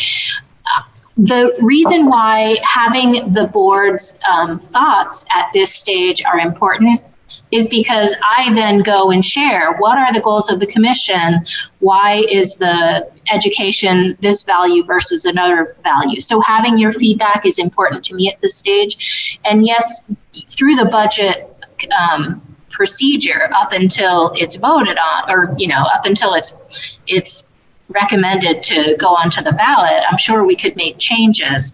But once the budget is approved, there is a process to move money from one category to another, but it takes 3 staff plus the town manager to make it happen. So, I mean, we're not talking about big dollars. It seems like, we should be able to at least guess what we're doing.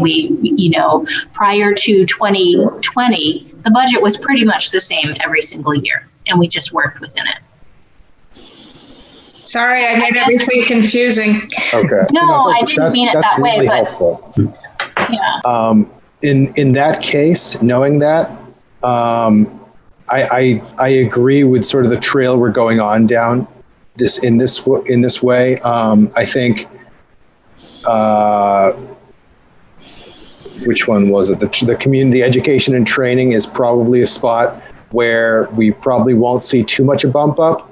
I would hate, I think we should have something, because I don't know what NHACC will be doing for 2021, but I think that's definitely one of the valuable ones to be able to hit in some capacity. And after that, moving, a small chunk over to trail maintenance definitely makes sense to me. Besides that, I feel like it's almost a copy and paste exercise here. I agree, Trevor. Yeah, I'd be in agreement with that. Okay, sounds like I agree too. So I can maybe work with Kristen to finalize. I can look at whatever you want to submit, Kristen, before you submit it, and okay, we can go from there. Unless anyone else wants to be involved, Trevor. Or actually, we should get Dave Short, who's the treasurer, who's not here today, so we can nominate him to review it. Good. Second. Okay. All right. What if I stop sharing this? Maybe everyone will be more comfortable. Okay. All right. All right. Anything else on budget before we move on to the committee reports? Do we have anything on property management? Sort of a standing item. I had something on rains. Do you want me to do that under property management? Sure. So just to bring you up to date, a couple of things have happened at Rains. One is we did have a look around and had a proposal of what we wanted done with cutting back around the perimeter. And we also reached out to our landscaping friend who had cleared the cemetery in the past for us. And I'd asked if he might be able to do that again. And he'd already done it because he was so on top of what our needs were. And that's a pro bono thing that he's done, which is lovely of him. I also wanted to let you know that Rains has a stewardship meeting coming up in September. And it actually is the day after our next conservation meeting. But at that meeting, we're going to be discussing our intention to reapply for LCHIP for the repair and renovation work that needs to be done on the barn. And you might recall that we had intended to do that this year, but once the pandemic hit, we had to pull back and decided to wait a year. And one of the things that we know will need to be done is to really legitimize the ask that we're going to be making of LCHIP is to update our list of repairs and what those costs might be. And we're not sure how we're going to do that and what that cost will be. So I just want to alert you that we will be discussing that, and we'll come back to conservation saying this is what we think needs to happen. And I don't anticipate a particular dollar amount at this time. We just don't know how that's going to unfold. But it is our intention to reapply for that LCHIP money, and that we'll start working on that in the fall. And the application will be next summer. But I think that advanced planning is what we need to do. So that's going to be occupying our attention starting in September. And if anybody has questions, I'm happy to entertain them.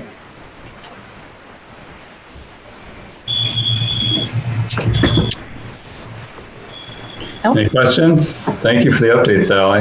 Yep. Any other property management? Yeah, I don't know if Kristen, you want to go over the property where both trail was closed off. I haven't been back out there and Dave's not here tonight. But I know he was going to request or communicate the closing of that addition on trail onto that easement property and the marking of it and the one issue. If you want to cover that. Sure. So the mobile easement, which is behind the mobile gas station on Epping Road, there's a conservation easement behind it that abuts the property to the north and then goes south to the new active adult community I forget the name of the street there. It was the Shaft Master project that went before Ray Farm. Ray Farm. Yeah, that's right.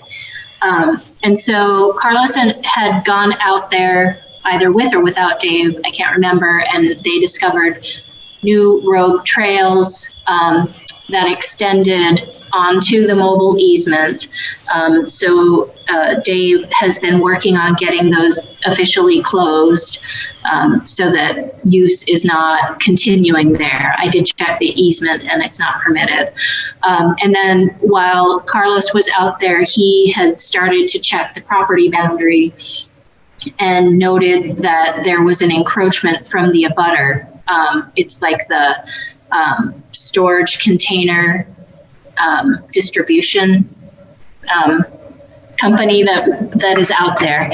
So I went out with Doug Eastman, code enforcement, and spoke with a person there, got a hold of the owner, and he committed to remove all the material. He was very compliant. He had said he had reached out to the owner of the mobile easement and they gave him full permission to use that.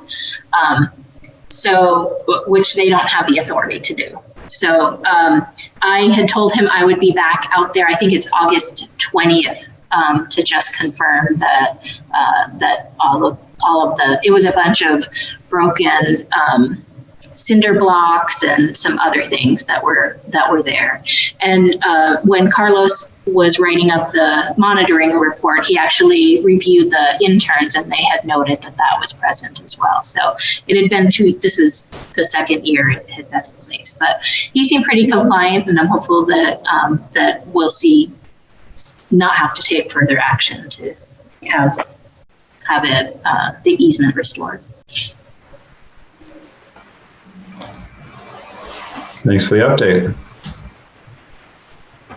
Yeah, and while we're out there, so that all the boundary now has the new easement discs up. So that's the first property, I think, to have the conservation easement discs around the entire boundary. In case you want to go walk it and see them, you're welcome to go. Excellent. Did we just get new discs?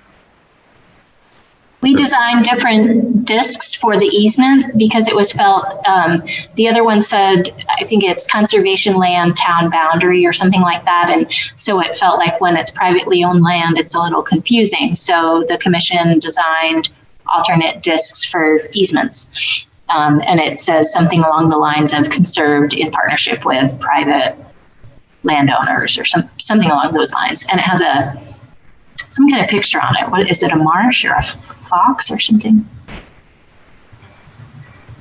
A fox and a little bit of wetland background. They're nice and clearly indicates that it's an easement as opposed to a fee owned. Okay, any other properties we want to talk about? Or trails? I could give an update. So Smith Page, this is a project or conservation property off of Drinkwater Road. The commission had, before I came on board, had wanted a loop trail out there. The trail plan identified installing a loop trail. Bill and I have been out there several times working to flag a loop trail out there and really just never kind of was able to bring it to fruition.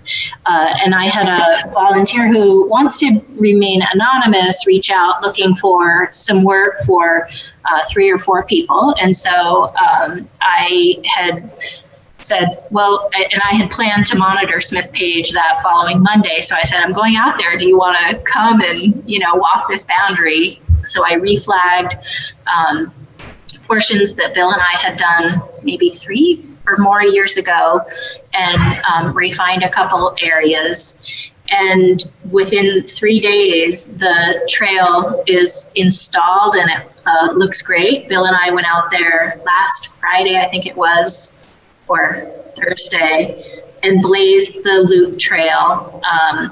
And it's really a beautiful property. There are 2 spots that require some bridges, but it would be a Great Eagle project. So it's something to kind of keep in mind. And it also could use a new entrance sign. The one that's there is deteriorated completely and on the ground. But the challenge with that property is parking. There's no parking for it. And parking on Drinkwater Road right now is pretty contentious. So I think, having the labor to get it installed was great. It's not something that I think we should really push and advertise use of until we get some sort of parking solved out there, whether it's whether you're able to just pull off the side of the road, or we could maybe come up with a different solution. I don't know, but it's a great trail. You can access it if you go through Academy Woods and walk south on Drinkwater and then cross into Smith Page. It has a gorgeous view of the marsh in the back, which drains 2 directions. It drains south to the Taylor River, and it also drains north to the Exeter River. So it's a really unique property, and it's I'm excited that we're able to reopen it, I guess. And if you go out there now, because it's been so dry, those 2 areas that need bridges don't need bridges right now. You can walk the whole trail. And there is a place to pull over a little beyond the Smith Page if you're going south.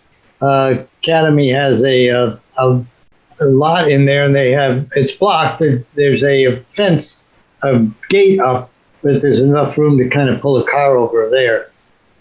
Little trouble if you pull over earlier. It's very steep shoulders. You could run off the road. Excellent. Well, thanks for the update. That's awesome. I'm excited to go. I want to go check that out. Maybe I'll have to run over there through the Academy. They're also, I saw the Academy, the access on Drinkwater, they've updated all their gates there. Have you seen those wooden gates they're installing? It looks like they're doing some major upgrades to their trail network. I think they're getting some friction about parking, and that's why they had to do it. Yeah.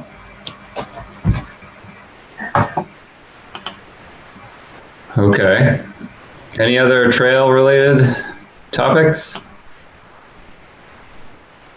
If not, are there any outreach events we want to discuss? We're pretty quiet at this point on outreach, which is sad, but that's how it is. Well, we do still have the October Sky Watch, as far as I know, has not been canceled. And I recorded a bit for the Exeter Weekly report on the Trail Challenge. I've not received any submissions yet. I know at least one person in the office is working her way through the 8 properties. And I did receive the rubbing markers for the passport project, the trail passport. So with a little work in cutting some 4x4 posts and getting them out there, we could get that reestablished again.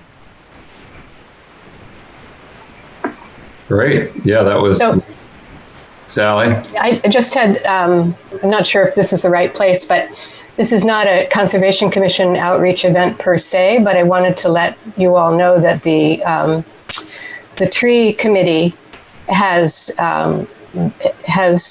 been working with a group near Park Street Common to organize an effort to plant 3 new trees that are memorial trees. And it's, as I say, it's not a Conservation Commission event per se, but it's certainly related. And I think there's going to be an article about it in the paper. And all of the funds for those trees have been donated. So it's a win-win in terms of advancing our effort to increase the tree canopy and also work with the tree committee. So that's going to happen sometime in the fall.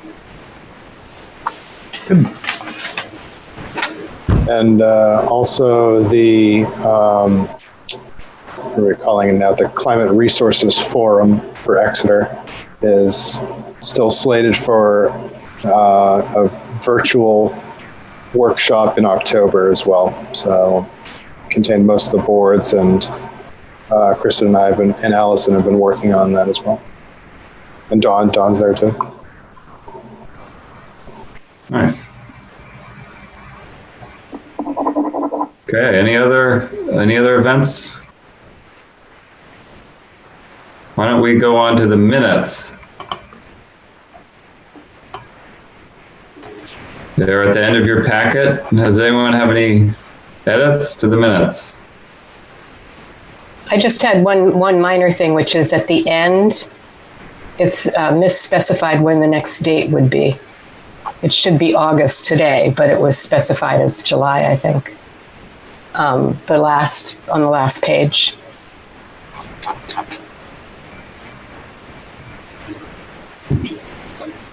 It says next meeting date scheduled July 14th, but it should be August 11th. I'm going to ask you folks to remind me, did I actually attend that meeting? Because I didn't think I did.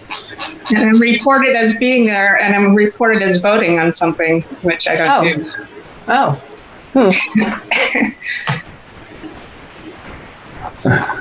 I would say that you were there because we had a long discussion about Rains Barn and Ben Anderson.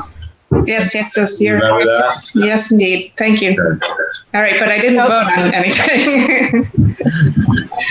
At the very end of the minutes where you're just talking about the date, there's a reference to me voting on something. It's referenced throughout that you voted, so that should be corrected. Oh, it says Gilman abstain. Yeah, this is, in several of the items, it says Gilman, aye. Oh. Okay. So we should cross all those out. I don't think you need to feel like you're abstaining either, because you don't really have an option. No, you're just muted me, that's all. Okay, so we'll remove that, fix the date. Anything else?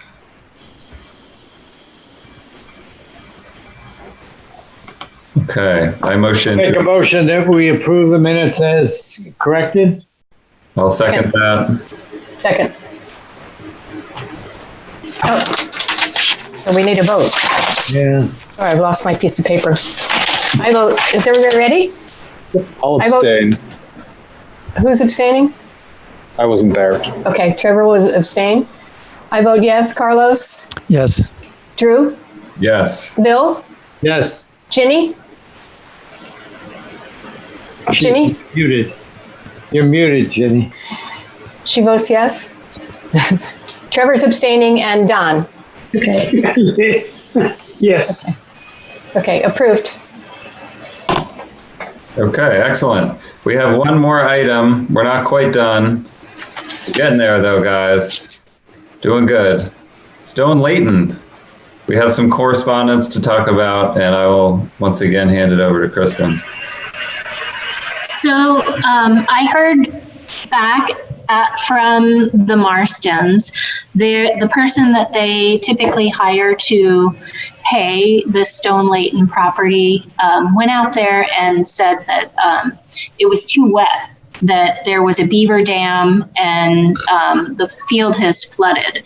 So I had hoped when I put this on the agenda that I would have had an opportunity to walk the whole property, but I did walk the gas line, and I walked the section where there's kind of an semi-perennial brook that flows under Powder Mill Road, and neither of those locations were ponded. So, but I haven't had a chance to walk the entire property to confirm or deny whether it is flooded. What I did walk was pretty dry. So I guess I was just looking for some thoughts from the commission on, should the Marstons not be interested or not able to mow hay this year, would you support me opening it up to other folks who might be interested? And I don't know who that would be, if that would just be the Davises, or, we post something on the website, or I don't know what it is, just open it up to others so that it does get mowed this year? Or do you feel like it can wait another year? I was just hoping to get your thoughts, and I had asked that you all kind of drive by at least and take a look at it. There was some concern from the neighbor that there was quite a bit of invasive, brushy growth encroaching on the field, and so I would welcome your thoughts on that. A couple of things. One, that brook you talk about, that's called Perkins Hill Brook. Comes down from Perkins Hill up in Kingston, and it's an actual stream that years ago actually supported native brook trout. Don't know if it still does anymore, but it was a very wild stream. And I don't really understand how the field can be too wet, because that area there is far removed from the fields. I'm concerned that if we don't mow it, we don't manage it, that field reverts back to something other than a field. And I think the attraction of having a good field like that from a conservation standpoint and from a wildlife standpoint is very important. So I would support us trying to find someone or somebody to try to mow it this year before it gets, we wait until next year, it just, the alders and the invasives just get a bigger foothold. So. Jenny, you have your hand raised. Me? Do you want to speak? Yes. Can we back up a little bit, Kristen? What is the language that is used for that piece of property? Because when we looked at it for a garden, community garden, quite a few years ago, we were sort of surprised when, or at least I think we were surprised when, is it Mrs. Marston, said that she had been told that she could use, that they could hay the property. And it didn't appear that it was ever written out. It was that they told her that she could. So is there some type of language that, I don't want to say requires them to mow it or to keep it mowed? Because when I went back out the other day, I hadn't really looked at the property since we looked at it for a garden, and it really has been overgrown, and the woody growth is encroaching on the field and now. But I would think it would need to be mowed this year where it's so dry. You can see the area of loose strike there, that probably is wet. But the rest, there's no indication of any wetness, and it's a beautiful stand of goldenrod out there in the back. So I just don't know what our obligation is for the land and what is their obligation for the land. So you mentioned we should probably get a lease a lease agreement from whoever was mowing it. So it seems Agreed. So when I first started, it was the Stone, members of the Stone family. There was some handshake agreement. Is Kristen unmuted? I can't hear you. You can't hear me? I can hear you. We can. Can hear you. Well, go ahead, Chris. Okay. So there was some handshake agreement that allowed the Stone family to continue to hay the field for their sheep. That's what I was told, and it just kind of happened every year. I didn't know when it happened. There was no involvement on my part. And then at some point, they were no longer haying the field. And I thought that it was still them, but it's not. I looked back through my old emails, and Bruce White had actually reached out to me because he had noticed that the fields were no longer being hayed, and he had some people he knew that were interested in haying it, would it be okay if the Marstons continued to hay it?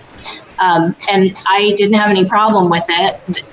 There's no requirement in the deed that it does get hayed. There's obviously a policy or an intent to keep it as a wet meadow or a grassland. At that time, I probably should have had them sign a lease agreement, but I didn't. And so there's nothing formal obligating them or obligating us to mow the field on a regular basis. And there's no agreement between the two of us, being the town, the Conservation Commission, and the Marstons.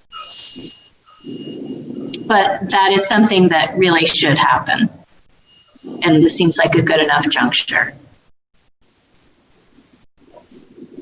Okay, Carlos had a question, I think, or Carlos's hand is raised, and then we'll go to Sally.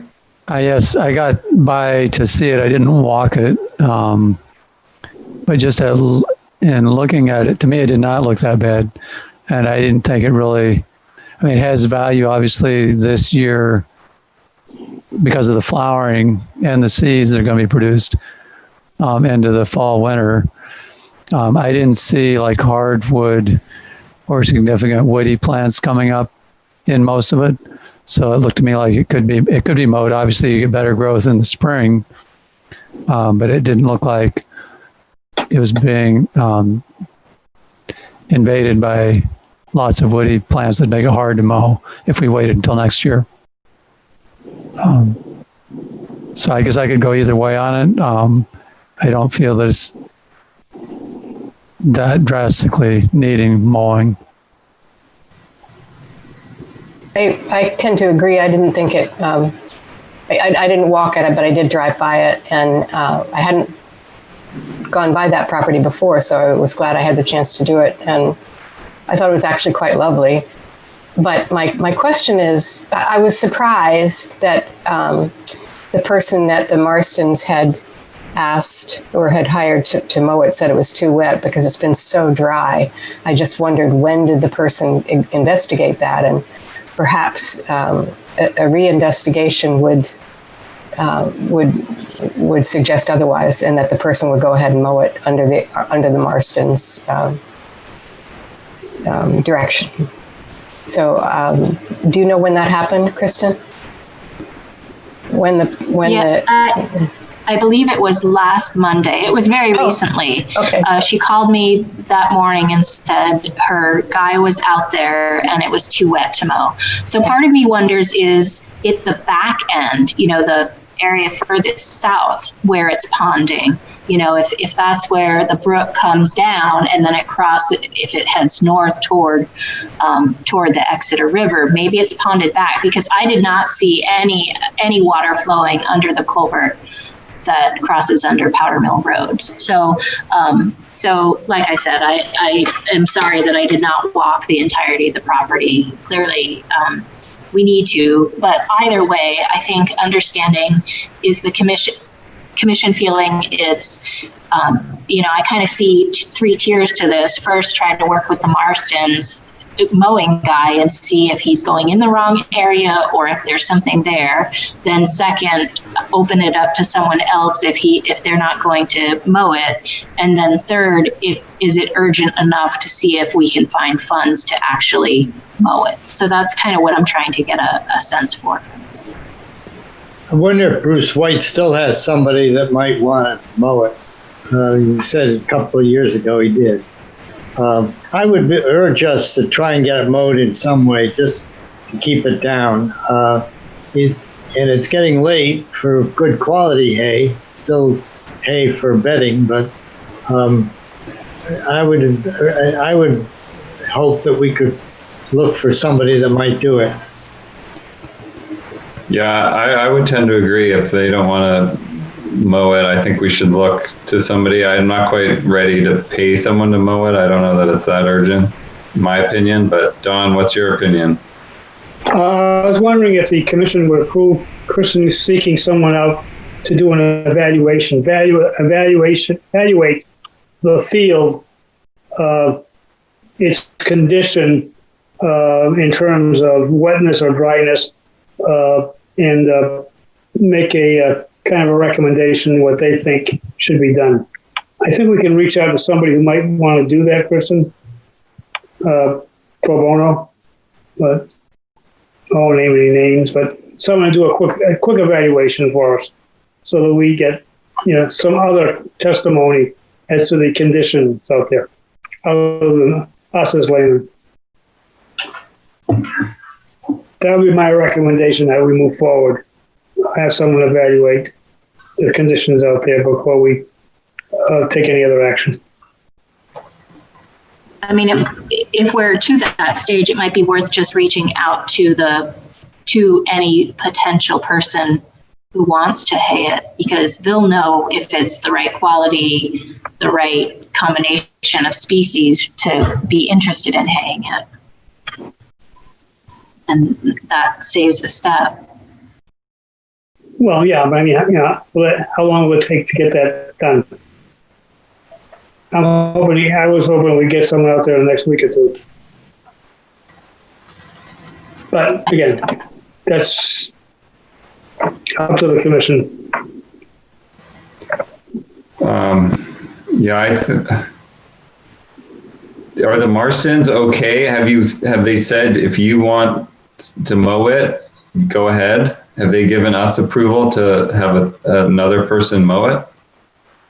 No, I hadn't. I had said, if you have no desire to mow it, then the commission will want to see that it's mowed or hayed this year. But I said I'd like then the father, and I think his name is Bob Marston, called me back and said it's completely dammed up, because at first I thought it was just they were saying it was too wet conditions, and then he said no, it's a beaver dam that's causing the problem, and they don't have the funds to either breach a beaver dam or any of that nature. So so unless the beaver dam was gone, they would not be able to mow it, is what he had said. Okay, so it looks like we should figure out where this beaver dam is. But it seems hard to believe that we're in pretty well into this drought, that there's a lot of ponded water anywhere. Even in a beaver dammed area would be quite low. But maybe we need to investigate that and then ask if they would be. It seems like at least some of the field could be mowed from what you can see from the road, from what we've seen. Need to investigate if they'd be willing to let someone else mow, and then we could take that step forward. Sounds like we just need to keep working on this as possible. But see, again, I contend it's our call. The town owns the property. We bought the property with the funds from the bond 15 years ago. So the town owns the property. The town, through the commission, should be calling the shots as to who mows it and who doesn't mow it, not the Marstons. That's my opinion. Yeah, I agree with Don and Carlos on two different things. So I agree with what Don just said. I think it is our call and whether we mow it or not. I agree with Carlos that I went out there and I didn't do anything thorough, but I got out there and just walked around a little bit, and it didn't seem wet to me at all. But it also doesn't seem to me it's in like this desperate need of mowing too. So I don't feel like we're on this like rush timeline, but I also do feel that like it's our decision to make, so we can just make it.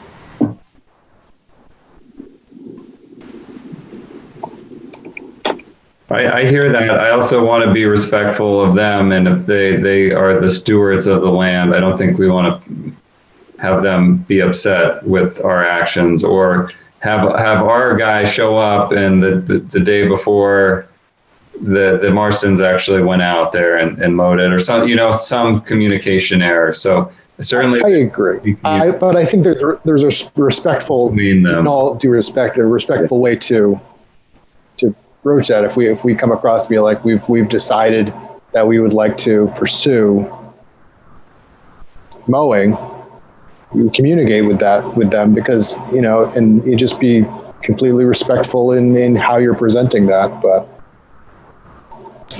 So, Kristen, would it sounds like another conversation, if you're willing to do this, to say to the Marstons, the Conservation Commission has been talking about whether or not we want to have the field mowed this year. You would have the first shot because you've done that in the past. But if you're not interested or you can't, then we will decide as a commission whether we will do it. But you want to give them the opportunity to weigh back in about doing it if they're interested. But I agree that it's our land. We should make the call. But again, it's good to have the relationship with them. So does that sound right to you? Giving them another call and saying, this is what we've discussed. And I prefer to do it. Mm-hmm. I prefer to do it after I've walked it, just to confirm that there's not some beaver dam somewhere that I've missed. But yeah. Sounds like a good plan. But then are you also authorizing me to reach out to other folks who might be interested, or are we waiting until the next meeting to make that decision? Well, I guess I'm not quite clear. So we would reach out to other people and say, are you interested in mowing the field and taking the hay? So we wouldn't be charged for that work, right? Yes. Because they would. That's my so if we want it to be mowed, and I think if there's some desire in doing that, some desirable effect, and it's not going to incur costs, I say we go ahead with it. But if we have to pay somebody to mow it, then I think we should discuss it again. I agree with Sally. As do I. I see Julie. Do you have your hand up? Do you want to speak? Sorry. Yeah. It's not really to any of these points, but Kristen, if you're going to go out there and walk, I would love to join you because I grew up on that road just at the other end. So I'm familiar with that actual spot, and I could probably point out where there might be beavers. Oh, so what are you doing Friday? I don't know. I'll send you an email. Okay. You're going to take her out to your secret swimming holes, Julie? That's pretty much gone, and now the only way to reach it is to go past Perkins Brook to get to the river and walk up the bankings of the river, which is pretty much, you can't do it. The property that we used to cross is now private property, and they posted it. So, well, it's always been private property, but now it's posted. But yeah, I'll show you. Wow. Neat. It looks like another potential issue there is the forest encroachment on the borders. Sounds like from what we've heard that like at rains where it's easy for the brush to start coming in on the edges and it slowly creeps in over the years. So that may be something not for this year, but future years that we should start thinking about or planning for these field sites that, every so often, maybe we need to bring someone in with the chainsaw to make sure we're not losing a lot of the margin there. Okay.